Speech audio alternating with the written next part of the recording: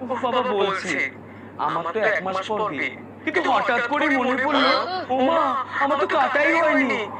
কাটা না হলে বিয়ে হবে কি করে বলুন? কাটা হলে কাটা হবে, আমি কাটা হবে।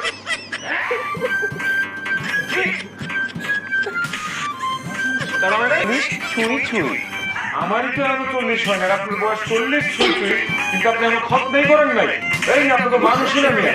যদি শোনে বা ছোড়াতে আমার কাটা হলে কি হবে বলুন? ভাই যত টাকা লাগে এই জামাটা কেটে দিন না।